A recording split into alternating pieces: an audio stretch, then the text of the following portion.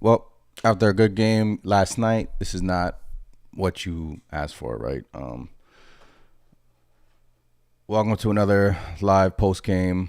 My name is Anthony from Knicks Nation. If you're new here, please hit that subscribe button. If you're on Facebook, what's up? But yeah, New York Knicks lose to the Boston Celtics 130 to 118. The Knicks decided not to play defense tonight. That's pretty much all she wrote. They decided not to play defense, and Cam Reddish was actually the only one on their team playing any defense. So, yeah, let me just tweet out that we're live right now. So, just bear with me for 1 second. All right. So, yeah, tough loss. The Knicks lose 133 to 118. Once again, they decided not to play any defense tonight. We already got a comment in the chat. Oxley, Dibs needs to go. Look, you're gonna get these comments when the Knicks lose, right? Dibs did make a mistake, in my opinion, taking Obi Toppin out in that fourth quarter, killed the momentum a little bit. Don't understand why Obi Toppin came out of this game. Obi Toppin was playing well, and Dibs wanted size, so Dibs put in Isaiah Hartenstein, and Isaiah Hartenstein was playing well too. So I don't want to take anything from iHeart. Hold on, let me just tweet that we're live right now. All right, yeah, I don't want to take anything from Isaiah Hartenstein tonight, but in my opinion, Obi Toppin was getting going there in the fourth quarter, and Tom Thibodeau just decided that he wanted some size there, pulled Obi Toppin, and then, yeah, the Celtics, they set a team record with, I believe they hit 27 3-pointers tonight, if I'm not mistaken. 26 3-pointers. They were 26 for 49 from three tonight. This reminded me a lot of the Cleveland game, right? When Donovan Mitchell wasn't playing that much. I mean, was going off, right? Donovan Mitchell was going off from three. Knicks couldn't defend the three.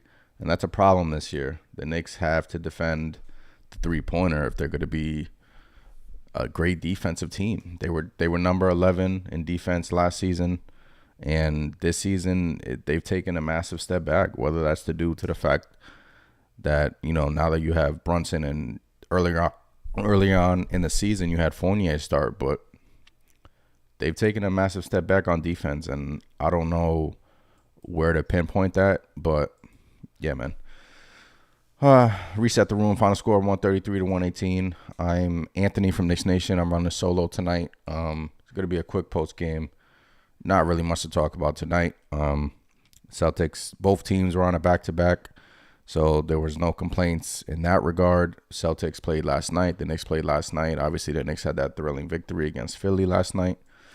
The Knicks fall back under 500. The Knicks are now 4-5 on the season, and they play Minnesota on Monday. So it doesn't get easier, right? You have Minnesota, then you have Brooklyn, who seems to be clicking now that Kyrie Irving's not with Brooklyn. So yeah, tough loss. Hey, you had some good overall individual performances, though. I'll give you that. You had Julius Randle, 29 points, nine rebounds. You can tell he was frustrated there at the end of the game.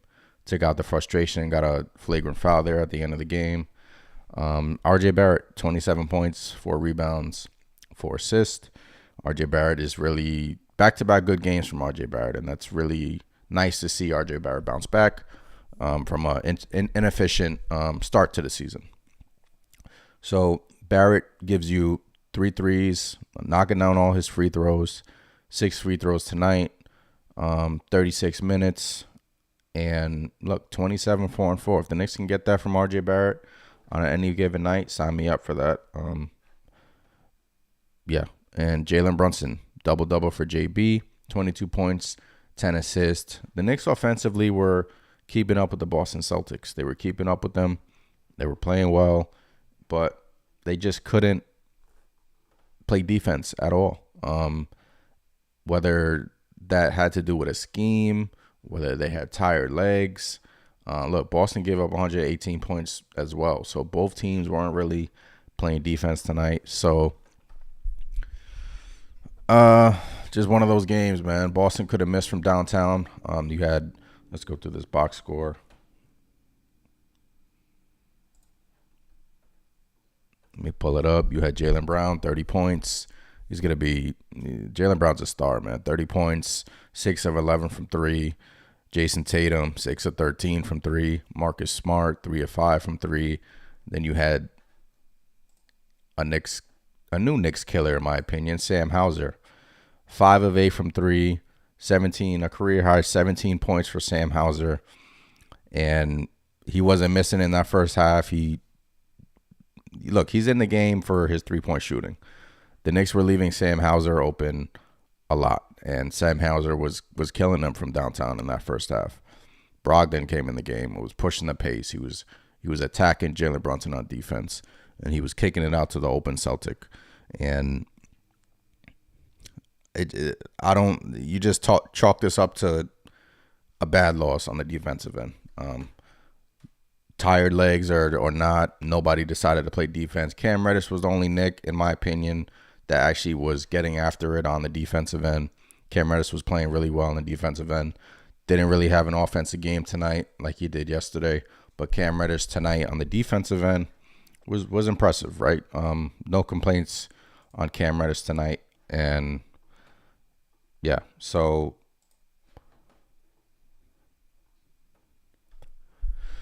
yeah, as we continue to go through this box score, Obi Toppin struggled in that first half, got a shot going in that fourth quarter. I think that Tom Thibodeau pulled him. I think that was too premature. I think you should have let Obi Toppin play a little bit more, but Tom Thibodeau decided to go with a bigger lineup. But in my opinion, you needed scoring there, and Obi Toppin started to get in a rhythm, and Tom Thibodeau just pulled him. Look, it's a Tom Thibodeau substitution, so I mean, we all know how that is. It's a shame coming from last night where he had Obi Toppin play the whole fourth quarter, and it's a shame that he pulled him. In my opinion, he pulled him too early, but it is what it is. Nice to see Derrick Rose have a bounce back game after last night's game. 10 points, 3 rebounds, 1 assist. Derrick Rose provided a nice spark off the bench. Isaiah Hartenstein, double-double. You're asking him to do the little things. 10 points, 14 rebounds. Isaiah Hartenstein is a good center. Great signing for the Knicks. So the Knicks lost. If you didn't know, that Mitchell Robinson will be reevaluated in 7 to 10 days due to a sprained knee. So that's a big loss for the Knicks, but you have next man up, right? Isaiah Hartenstein is more than capable of filling in for Mitchell Robinson. And then you have Jericho Sims off the bench to back up iHeart. So yeah, Knicks fall below 500 again. 4-5 on the season. Celtics are a good team. Celtics are a contending team. The Knicks are now in this 7-game stretch. The Knicks are. Let me just pull up this. So the Knicks started this 7-game stretch versus the Bucks, right? Lost that game. They're now 1-4 in this 7-game stretch.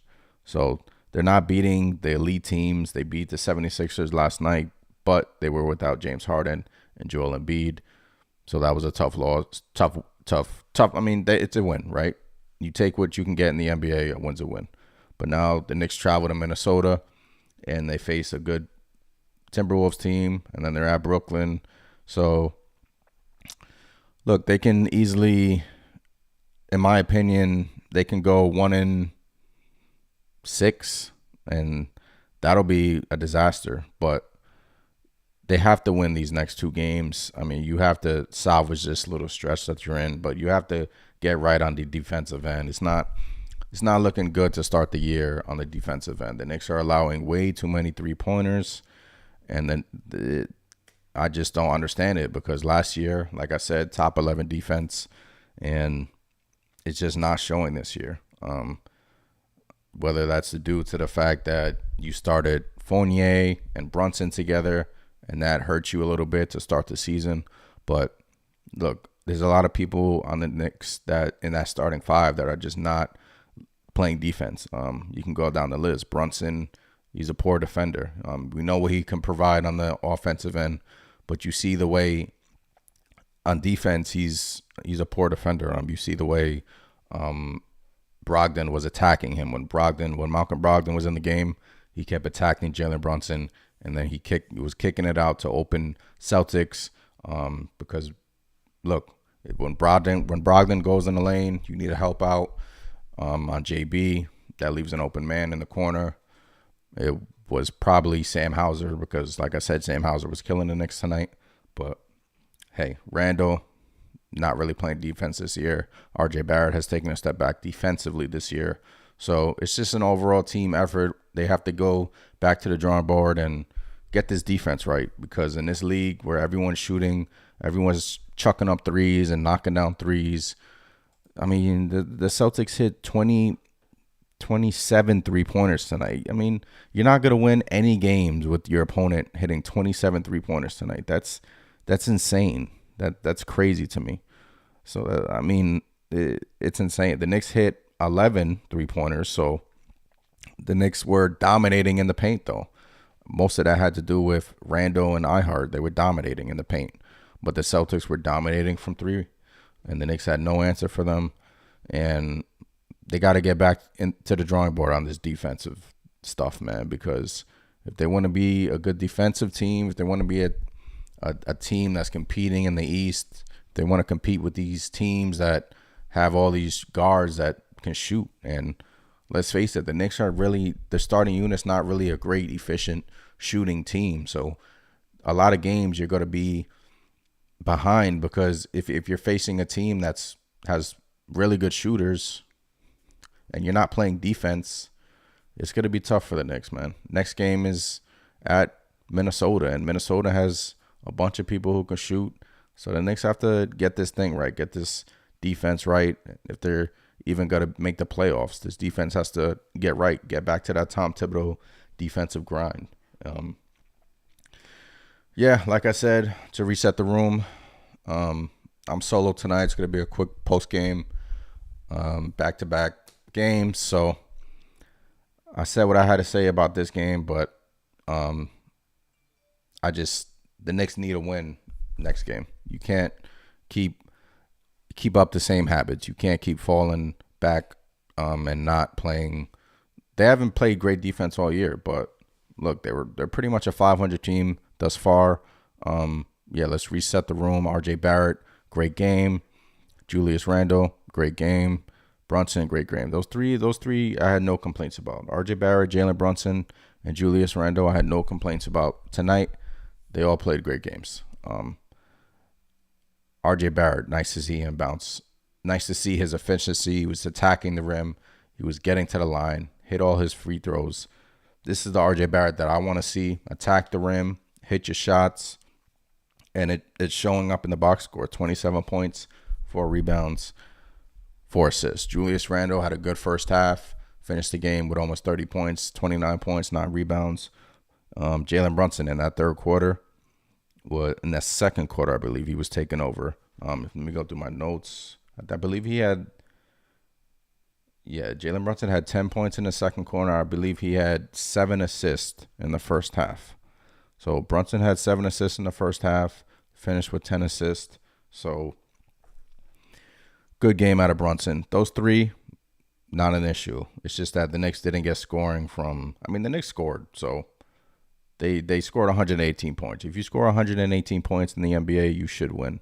The problem is you gave up 133 points and you let the Boston Celtics hit 27 three-pointers.